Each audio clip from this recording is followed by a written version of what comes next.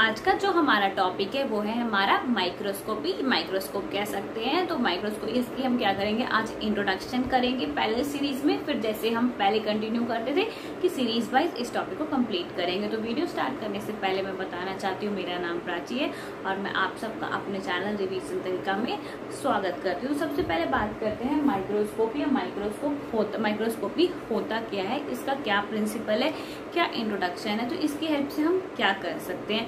इसकी हेल्प से तो जो भी चीज हमें नेक्ड आई से विजिबल नहीं होती है उसे हम विजिबल कर सकते हैं। माइक्रोस्कोपी की हेल्प से हम क्या कर सकते हैं, जो चीज हमें नेक्ड आई से विजिबल नहीं होती है, विजिबल नहीं है, उसको हम इसकी हेल्प से विजिबल कर सकते हैं। तो हमें क्या करता है, सिंपल सा हमारा एक ही मेथड है कि मतलब ये क्या करता है हमें, अब ये हेल्प क्या करता है। ऐसा इसने क्या किया जो हमें अपने नेक्ड आई से नहीं विजिबल हो रहा था और इसकी हेल्प से हमें विजिबल होने लग गया। तो ये क्या करता है, उस ऑब्जेक्ट को, जैसे फॉर एग्जांपल यहाँ जो ऑब्जेक्ट हमें नहीं दिख रहा है, जैसे कि ये यहाँ पे हमारा कुछ ऐसा सा ऑब्जेक्ट है जो कि हमें नेक्ड आई से नहीं पता चल रहा है, मतलब दो जो सेल है यहाँ पे बहुत ही कम डिस्टेंस पे, जिसको हम नेक्ड आई से अलग अलग डिफरेंशिएट नहीं कर पा रहे हैं। ये एक एग्जांपल है। और हम जब हमने माइक्रोस्कोप की हेल्प ली तो ये सेल हमें आराम से अलग अलग विद डिस्टेंस पे दिखने लग गए। तो इसने क्या किया, इस माइक्रोस्कोप ने क्या किया, इस जो हमारा यहाँ पे जो सेल था उसका मैग्नीफाई किया। क्या किया, मैग्नीफाई कर दिया, मतलब छोटे साइज को बड़ा कर दिया। ये क्या था, साइज में तो छोटा था, इसको बड़ा कर दिया। उसके बीच का जो डिस्टेंस होता है उसको क्या कहते हैं, बड़ा कर दिया या पूरा क्लियर कर दिया कि हमें दिख सके। तो अब यहाँ पे माइंड में एक क्वेश्चन आ जाएगा कि अगर हमें इसे छोटा से बड़ा ही करना है तो हम अपने मैग्नीफाइड ग्लास का यूज क्यों ना करें, माइक्रोस्कोपी का यूज क्यों करें। तो यहाँ पे आता है Y we not using this instead, why we are using this instead of this। तो हमें इस क्वेश्चन का आंसर फाइंड आउट करना होगा कि हम मैग्नीफाइड ग्लास को भी तो लगा के देख सकते हैं, जो कि हमारा इसमें हमारे लेंस लगे होते हैं, उसमें की हेल्प से भी तो हम देख सकते हैं कि जो हमारा ऑब्जेक्ट है। पर जो हमारा मैग्नीफाइंग ग्लास होता है उसकी कुछ लिमिटेशंस होती है। सेकेंड क्वेश्चन का आंसर है हमारा due to certain limitation, due to certain limitation of magnifying glass we are using microscope। अब इसमें क्या इसके एडवांटेजेस है, जो हमारा मैग्नीफाइंग ग्लास का एडवांटेजेस था कि ये किसी भी जो ऑब्जेक्ट को मैग्नीफाई कर सकता है वो अप टू 5x या थोड़ा बहुत एक दो रेंज ज्यादा हो सकता है 5x तक ही मैग्नीफाई कर सकता था। पर जो माइक्रोस्कोप की मैग्नीफाइंग पावर थी वो हमारी क्या कह सकते हैं, हम इसे 100x से लेके 1000 या 3000x तक भी मैग्नीफाई कर सकती है। तो आपको डिफरेंस यहाँ से पता चल गया होगा कि कौन सी चीज कितना किस चीज को मैग्नीफाई कर सकती है। तो समझ आ गया कि हम माइक्रोस्कोप को ही क्यों यूज करते हैं मैग्नीफाई करने में। हम अपने मैग्नीफाइंग लेंस को यूज नहीं करते हैं किसी भी चीज को, ऑब्जेक्ट को, जो चीज हमारे नेक्ड आई से विजुअल नहीं है, हम अपना माइक्रोस्कोप यूज करते हैं। सबसे पहला जो रीजन है क्या कि जो मैग्नीफाइंग पावर होता है माइक्रोस्कोप का वो थोड़ा ज्यादा होता है। अब फर्दर मूव करते हैं हम अपने नेक्स्ट पॉइंट की ओर।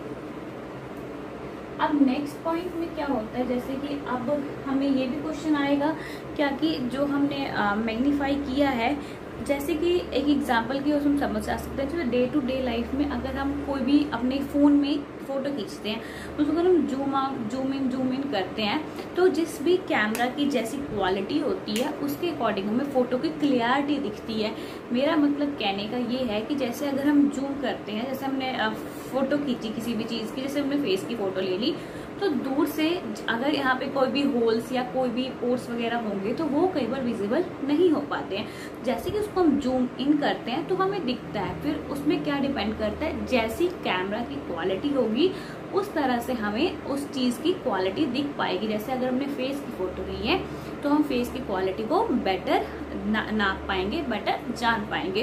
तो उसी तरह जिस भी चीज के लिए हम माइक्रोस्कोप यूज करते हैं उसमें ये नहीं कि उस चीज को बड़ा कर दिया। फॉर एग्जाम्पल जैसे मैंने यहाँ पे 2 सेल्स लिए थे जो कि बहुत ही छोटे थे, हमें नेक्ड आई से विजिबल नहीं थे, उसको हमने इतना बड़ा तो कर दिया, इतना बड़ा तो कर दिया, पर इस सेल के अंदर हमारा कौन कौन सा चीज कहाँ पे है, जैसे हमारा माइक्रोकॉन्ड्रिया हम ले सकते हैं, कुछ अलग सेल्स, कुछ जो भी सेल्स के अंदर जो हमारे इंटरसेलुलर पार्ट्स होते हैं, तो वो अगर हमें विजिबल ही नहीं होंगे तो उसका क्या फायदा, ये क्लियर ही नहीं होगा, ये सब पूरा आपको दिख रहा होगा, मतलब पूरा ब्लरी सा दिख रहा होगा, इमेज ब्लरी हो जाएगा, तो उसका हमें नुकसान होगा। तो मैग्नीफाइंग ग्लास में जो हमारा माइक्रोस्कोपी होता है इसमें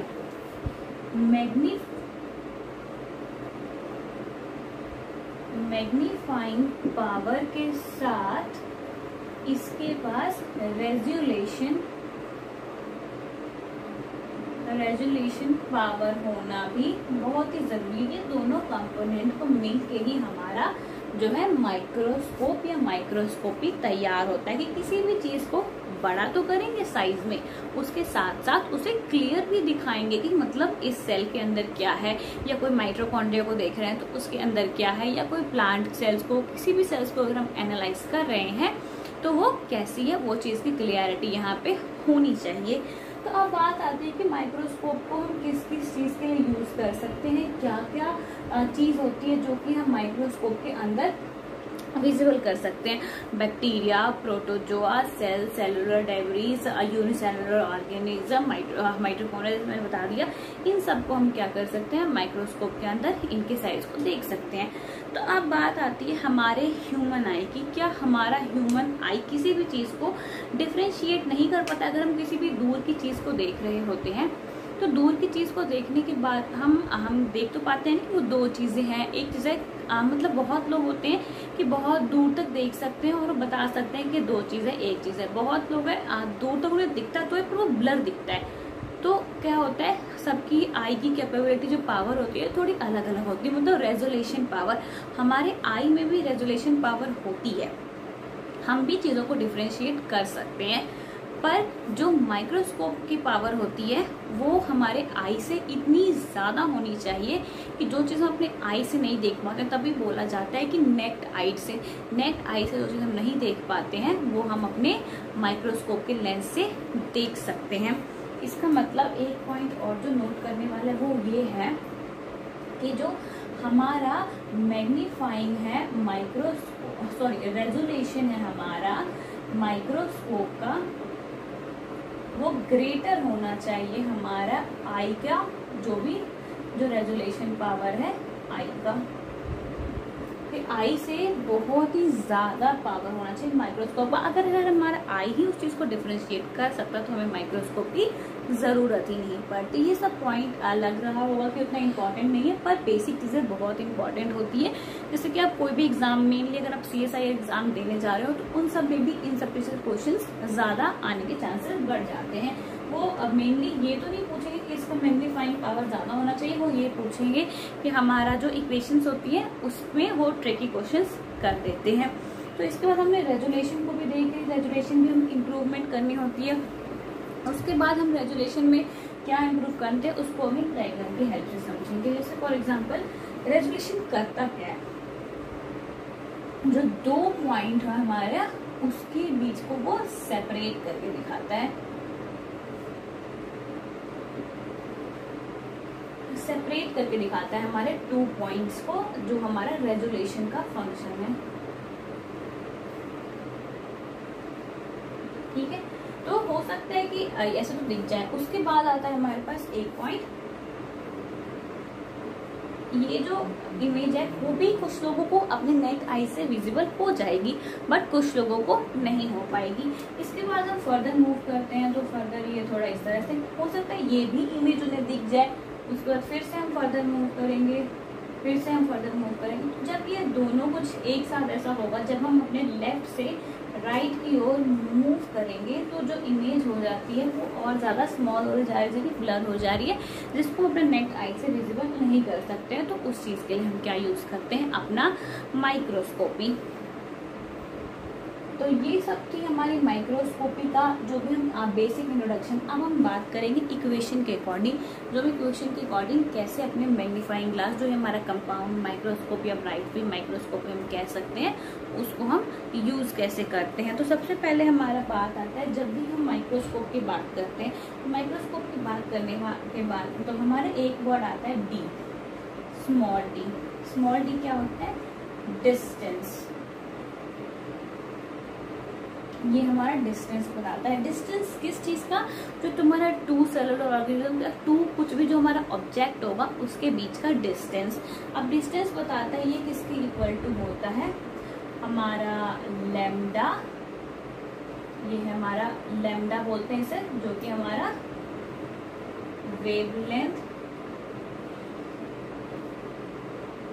वेवलेंथ ऑफ लाइट होती है।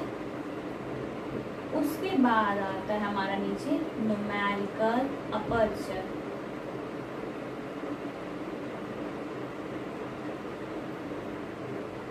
न्यूमेरिकल अपर्चर, तो इस तरह का कुछ हमारा इक्वेशन बनता है। तो इसमें हमें क्या समझना होता है कि अगर जो हमारा डी है, डी अगर हमारा छोटा होगा, जो हमारा डिस्टेंस है अगर वो छोटा होगा तो हमारी जो रेजोल्यूशन होगी वो अच्छी होगी। अब आपको मैं इस चीज़ की क्लियरिटी भी दूंगी, यहाँ पे हमें नोट करके लिख लेना है, जो कि हमें एंड में पॉइंट काम आएगा। अगर जो हमारा डी क्या है, स्मॉलर, तो हमारी जो रेजोल्यूशन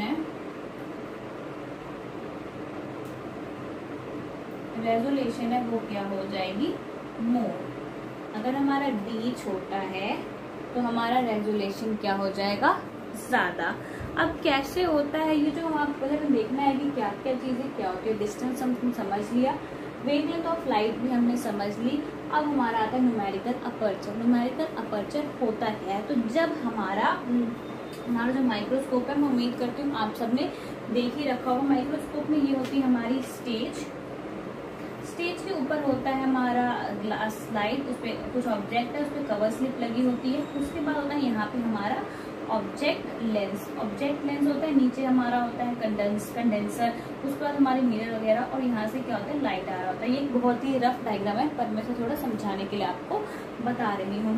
तो यहाँ से हमारी क्या हो रही होती है, लाइट जा रही होती है, कंडेंसर में जाती है, कंडेंसर में जाके क्रॉस हो जाती है, फिर ये ऐसे आती है, फिर ये एक ऐसा कोन सा बना लेती है। मतलब जो हमारा होता है यहाँ पे जो ट्रायंगल्स ऐसा बन जाता है, ये बहुत ही ब्रॉड भी हो सकता है, बहुत ही नैरो भी हो सकता है। फिर यहाँ पे क्या होते हैं हमारे एंगल्स। तो ये जो लाइट के पास जाके यहाँ पे जो ये एंगल बना रही होती है वो होता है हमारा न्यूमेरिकल अपर्चर। अब न्यूमेरिकल अपर्चर की हमें क्या जरूरत होती है, and angle of light, limit and angle of light. इसके बाद क्या आता है, तो हमें न्यूमेरिकल अपर्चर को हमने क्या कर लिया, एक्सप्लेन कर लिया, मतलब क्या जो एंगल्स बनते हैं उसके अकॉर्डिंग। तो अब जो हमारा ये इक्वेशन है, जो हमारा इक्वेशन है ये कैसा बन जाएगा, d is equals to lambda by, यहाँ पे हम छोटा n लिखेंगे, और छोटा n इंटू हम क्या कर सकते हैं, sine theta, n sine alpha लिख लो या तो थीटा लिख लो। जो जिस बुक में अलग अलग आपको दे रखे होंगे या टीचर अगर आप पढ़ाते हैं वो आपको अलग अलग वे में पढ़ा रहे होंगे। तो एन यहाँ पे क्या डिनोट करता है, रिफ्रैक्टिव इंडेक्स। अब ये रिफ्रैक्टिव इंडेक्स हमें क्या बताता है, रिफ्रैक्टिव इंडेक्स अभी तो पता ही होगा, अपने 12th में पढ़ा ही होगा। जो वाटर का अलग होता है, एयर का अलग होता है, ऑयल का अलग होता है। तो जैसे कि हम एक रिवीजन ले लेते हैं, एयर का जो हमारा होता है वो होता है हमारा 1.003 ऑयल का होता है 1.51, उसके बाद वाटर का आता है approx 1 point something, it's near about 1 exactly, I am not remembering the water का क्या होता है हमारा, it's may be 1 point, it might be 3, it's 1.3, it's this value can vary, I just not recognizing this value, 1.3 होता है। तो हमारा क्या होता है, जब हम इसके हम रिफ्रैक्टिव इंडेक्स देखते हैं तो रिफ्रैक्टिव इंडेक्स की वजह से क्या होता है, जो हमारा माइक्रोस्कोप में जो हमारी रेजोल्यूशन होती है उस पर बहुत ज़्यादा इफेक्ट पड़ता है इन तीनों चीज़ का। तो इसके बाद हम मूव करते हैं नेक्स्ट स्टेप पे। यहाँ पे हमने देख लिया पहला स्टेप में हमने डिस्टेंस लिया जो दो सेलुलर ऑब्जेक्ट के बीच में आएगा, उसके बाद हमने लैम्डा वेवलेंथ ऑफ लाइट लिया, नीचे हमने न्यूमेरिकल अपर्चर लिया। फिर न्यूमेरिकल अपर्चर क्या होता है, जो हम कोन बनाते हैं नीचे हमारी लाइट से लेके ऊपर आई लेंस के बीच में जो स्टेज ग्लास वगैरह सब कुछ आती है उसको लेके।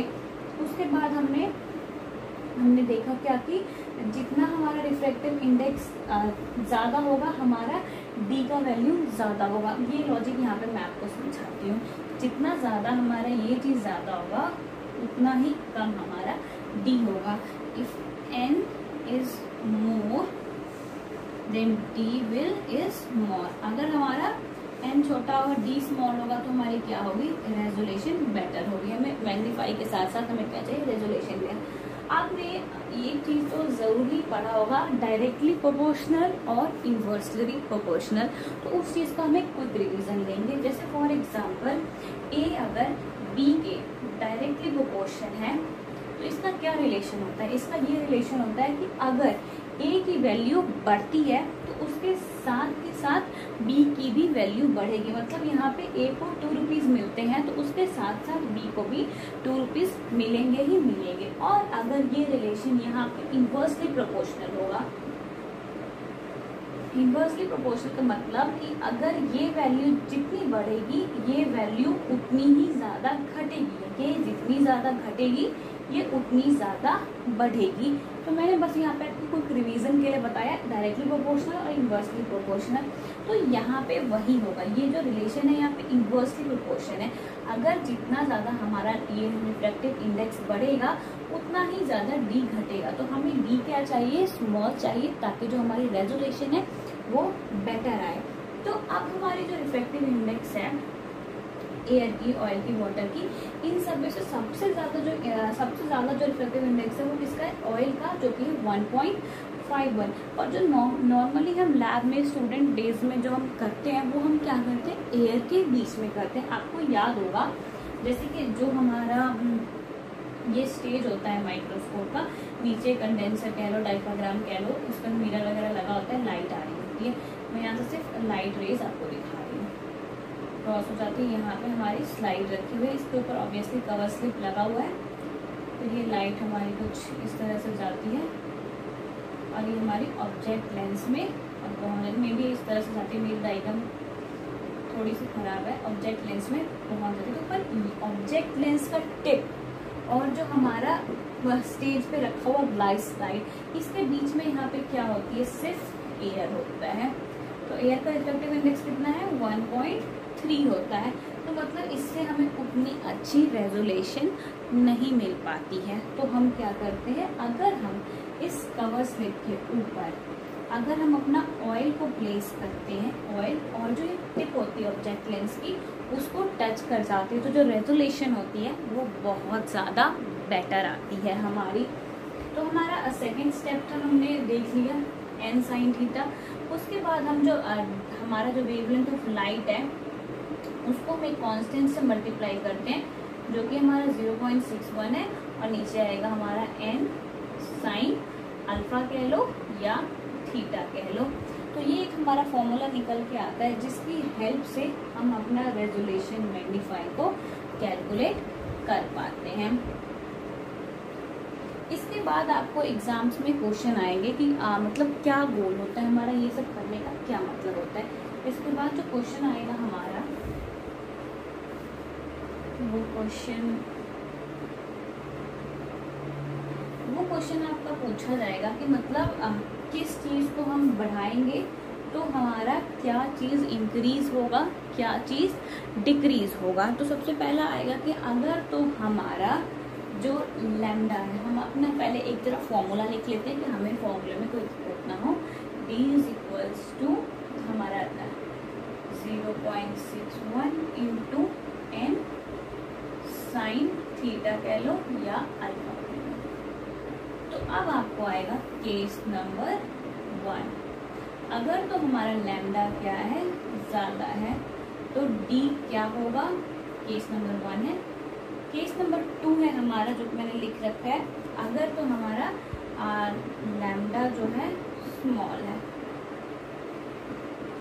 तो इस केस में आप समझ सकते हो, मैंने आपको समझाया था ये इधर से अगर हम इसको रिलेशन देखें तो ये क्या होगा, एक डायरेक्टली प्रोपोर्शन। ये मैं आपको याद रखने की ट्रिक बता रही हूँ। तो डायरेक्टली प्रोपोर्शन जैसे समझ लो, अगर तो लैम्डा बढ़ेगा तो जो डी भी है वो क्या होगा, बढ़ेगा, ये भी मोर होगा। इसकी वजह से जो क्या होगी, रेजोल्यूशन होगी हमारी नॉट इनफ गुड, अच्छी नहीं आएगी। इस केस में अगर हमारा लैम्डा स्मॉल है तो डी भी स्मॉल होगा और जो हमारी रेजोल्यूशन है वो भी हमारी अच्छी होगी, गुड क्वालिटी की होगी। तो इस तरह से हमें देखना होता है हमारा कि मतलब किस तरह करेंगे तो हमारा क्या होगा। तो ये था हमारा 2 केस जिसमें हमने पढ़ा कि हमारा माइक्रोस्कोप में किस चीज़ को इंक्रीज करना। इस वजह से क्वेश्चन आ सकता है कि हमारा ये इंक्रीज हुआ तो ये क्या होगा, ये इंक्रीज हुआ तो क्या होगा, या कुछ न्यूमेरिकल्स भी इस बेसिस पे आ सकते हैं। तो अब बात आती है स्टूडेंट वगैरह लैब में जो हम यूज़ करते हैं नॉर्मली कंपाउंड माइक्रोस्कोप कह लो, ब्राइट फील्ड माइक्रोस्कोपी। हाँ, bright field microscopy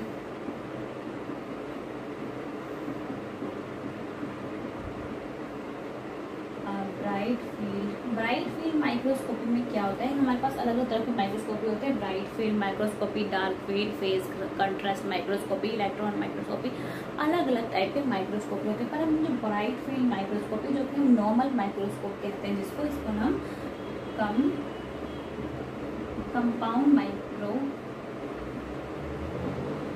compound microscopy बोलते हैं। इसमें क्या होता है, जो हमारा बैकग्राउंड होता है,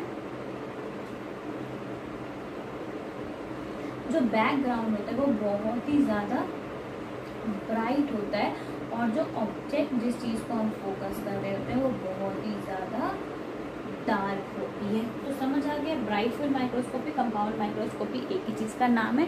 और इसमें जो हमारा बैकग्राउंड होता है बहुत ज्यादा ऑफवाइट, जैसे हमें ऐसी इमेज दिख रही है, ये हमें कुछ ऐसा हमारा सेल दिख रहा होगा, इसके आजू बाजू जो होगा ये मतलब बहुत ही ज्यादा डार्क होगा, मतलब पूरा जो भी हमें ऑब्जेक्ट दिख रहा होगा हमारा ब्राइट फील्ड या कंपाउंड माइक्रोस्कोपी में, और इसका बैकग्राउंड जो होगा बिल्कुल ही ज़्यादा वाइट होगा।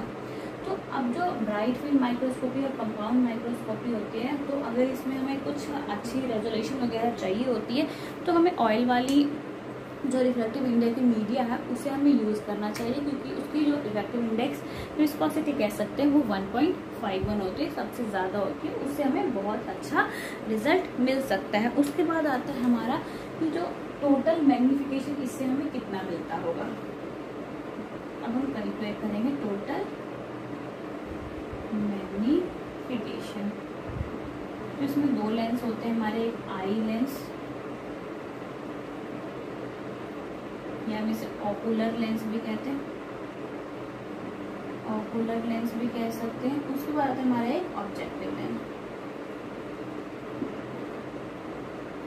आई लेंस एंड हमारा ऑब्जेक्टिव लेंस। तो हम यहाँ पे जो हमारा आई लेंस होता है वो हम कह सकते हैं 10x का होता है, 15x का होता है, मेनली 1-2 और होते हैं। और जो ऑब्जेक्टिव लेंस हमारा होता है वो हमारा होता है 10x, 40x या तो 45x, और हमारा एक होता है 100x का।